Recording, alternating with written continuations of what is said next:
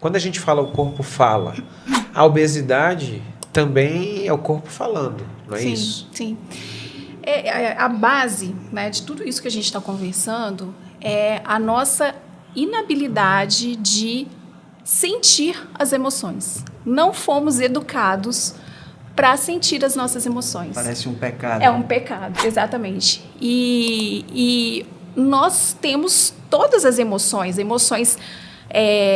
boas de serem sentidas. Eu nem gosto de classificar como negativa e positiva. São aquelas que são boas de serem sentidas e aquelas que não são tão boas de serem sentidas. Só que as emoções, elas são reações do nosso corpo que são involuntários. Elas vêm de uma maneira automática por questões externas, né? E não tem como eu falar, não vou ficar triste, não posso ter raiva. Acontece. E o que eu faço para não sentir essas emoções que não são tão boas?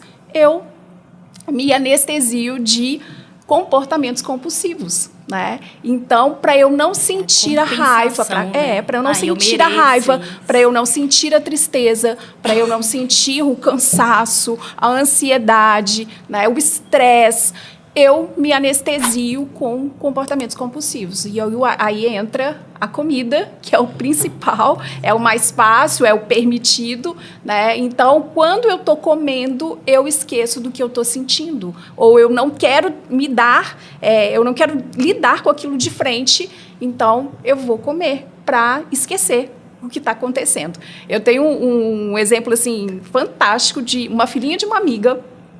Ela estava muito brava porque ela tinha bagunçado a casa toda com brinquedo e a minha amiga falou, olha, você tem que guardar esses brinquedos todos.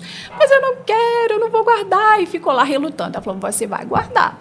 Só que deu a hora de almoçar, ela falou, olha, tá bom, você vai comer, vai almoçar, depois você guarda os brinquedos. E ela foi almoçar. Enquanto ela estava comendo, ela falou assim, mãe, comer passa raiva.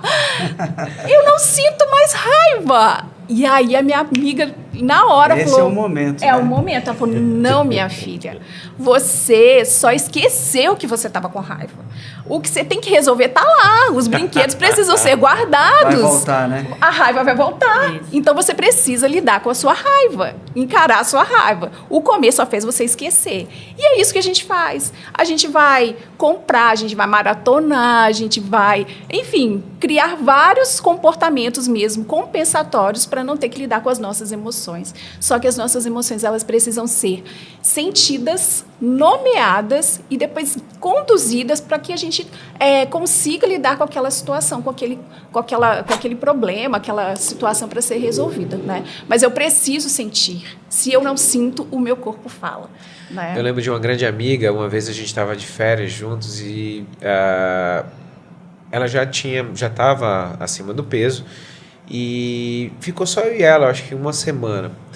E daqui a pouco eu comecei a observar uma coisa que ela me ligava e ela falava assim, Jefferson, você já almoçou? Eu falei assim, cara, eu tô saindo do hospital e depois a gente vai almoçar. Ela já tinha almoçado, almoçava de novo comigo. Tinha uma feira, essas feiras que tem várias coisas de vários países. E ela começou, olha, eu vou comprar isso para sua esposa, vou comprar isso para mim, vou comprar isso para você.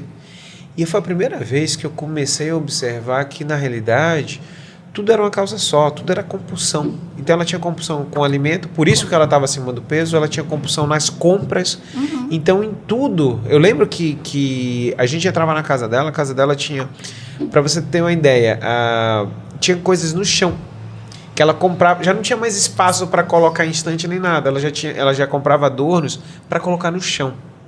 E aí eu ficava olhando ali, eu falei, cara...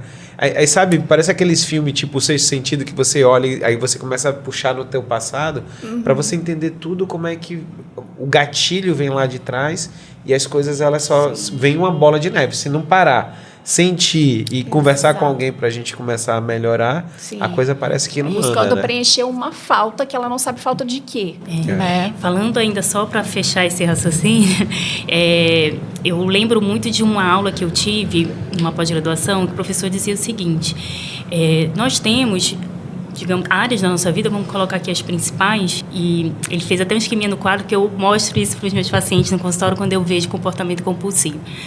Porque nós temos 3 principais áreas, né? A área profissional, a área de família e a área de relacionamento afetivo. Essas seriam as 3 principais. E a gente tem expectativas nas 3 áreas, né?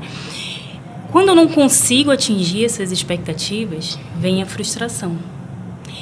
E buscando um conforto por conta dessa frustração, vem um comportamento compulsivo, que não necessariamente pode ser comida, pode ser compra, Sim. como você falou, pode ser academia, exercício. Trabalho, estudo, aquela pessoa que só vive para estudar, né? E comida, que Sim. também é uma compulsão.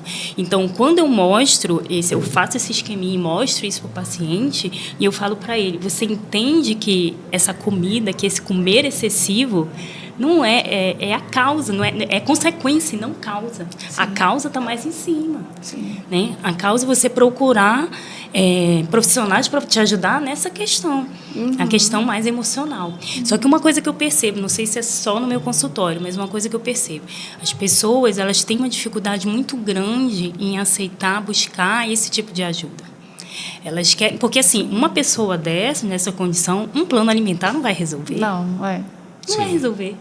Ela tem que buscar toda aquela parte de cima lá, que tá, onde que está a frustração, por que ela está compensando, né?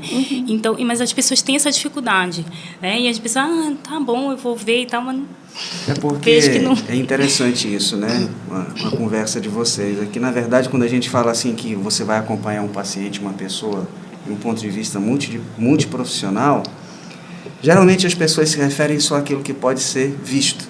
Então, por exemplo, o que não pode ser visto, só quem enxerga isso que não se vê, às vezes é o psicólogo, que ele desarma ali uma coisa e a pessoa coloca para fora. Né?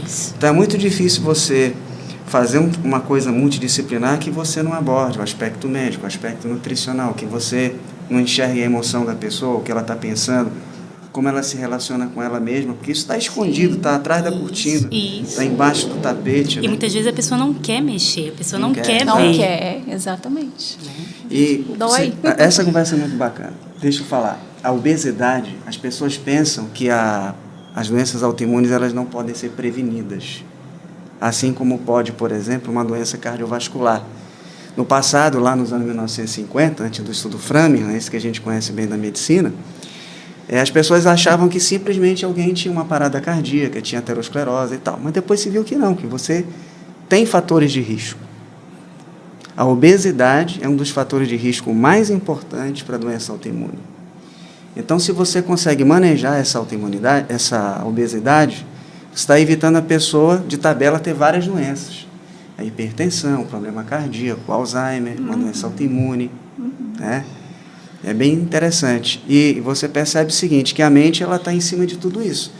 A mente transforma você num comportamento obeso, vamos falar assim, né? E a mente educa teu intestino para você ser obeso. Transforma o teu intestino, tua microbiota. Então, um conjunto de coisas inseparáveis.